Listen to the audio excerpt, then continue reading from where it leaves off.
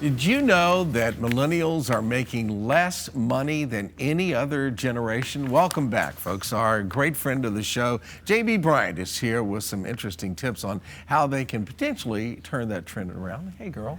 Hey, good to be here. You know, we were off camera a second ago, and I said, so clear this up for me. Tell me who millennials are to begin with, because I'm not real clear on that. And the biggest part of this is that millennials are in their early 30s now, the oldest of the millennials. So they were born in the early 1980s. Okay. And because they're in their 30s now, it's more important to really look at how are they doing financially. Yeah. And we kind of take them for granted. But they are struggling in the areas of when you adjust their income versus your income at that age, they're not making as much as you were making in your early 30s. And you're going to say, no, that's not true. No, it's not true. That's not true for me. On average. Personally, I wasn't making any money in You my were early making a 30s. lot. On average, they when you adjust it, they are not doing as well as they need to. Okay. And surprisingly, around 35 is when you're at your peak income.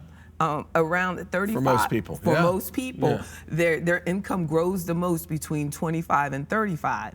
So if you're a millennial and you started working around 2008, and we've had some financial challenges there, and the entire hiring community has changed. Yeah. They're not getting the jobs that like the financial industry, for example, is not hiring as many people as they used to. They started their careers at the worst possible time in 2008 for a lot of them. Yes. And then, of course, there weren't a lot of, you were just happy to get a job. Yes. So they didn't really come out blockbuster out of the gate. Yes, and that's the scariest part, Yeah. that too many of them were too happy to just get a job. Right. And there are a surprising number of college graduates who are working in minimum wage jobs. So that presents, a challenge for them when they have debts to pay back.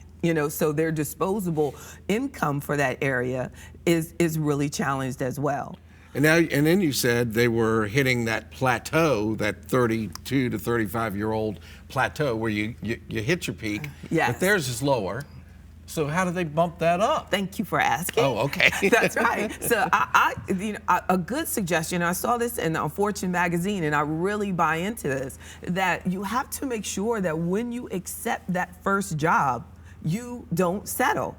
Too often, you're accepting a wage that's far lower than you should, and they're saying that because their debts are so high, they're kind of grabbing it, like you said. Yeah. But when you look at the numbers, if you accept a $55,000 job versus a $50,000 job, that $55,000 that $5,000 difference could turn into more than $500,000 over your career. So that small difference means that you need to negotiate, and you need to understand what are people with your experience, with your education in that position making. So there's actually a website out there for millennials to look at. One is like glassdoor.com, where you can put in the job that you're looking at, your experience, your situation, what you should be asking, what you should be expecting. Let's stretch our imagination really far. Okay. And pretend I'm 30 again. Yes, and Okay. you look 30. Ignore the white beard. You're not? Ignore the white beard. I'm 30. Somebody offered me a really nice job. I've got my college loan to pay back. Yes. The economy's been terrible, and I do settle. So why shouldn't I settle? Because it's a good job, Yes. JB. I need that job. Yes, but you just cannot afford to. But nobody really tells us that. I've never seen a discussion like we're having on television to tell people that you cannot afford to settle. But you can't when you really look at the numbers. So if you are in a position where you have done that and you've accepted that job, now you have to strategically start negotiating, how can I increase my salary? All right. Because once you accept it, it's very hard. So it may mean Once you're in there, you're Yes. in there. All right. How do you've got freelancing down here and That's a wor- contracting. that- What's another way? Well, millennials actually are hardworking people, contrary to the stereotype. They work a lot, and they are willing to take on second jobs in order to increase their income. They consider contracting. Everybody doesn't have the risk tolerance of having their own business.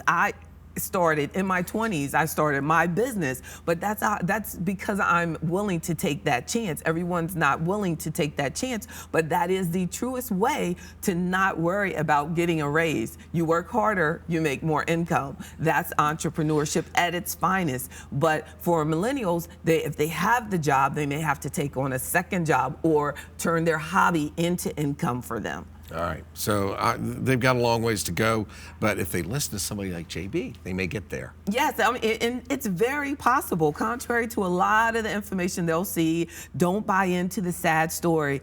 Take steps now, learn to negotiate, and get in there and get what you deserve. Thanks, Aunt JB. Thanks. You're 30.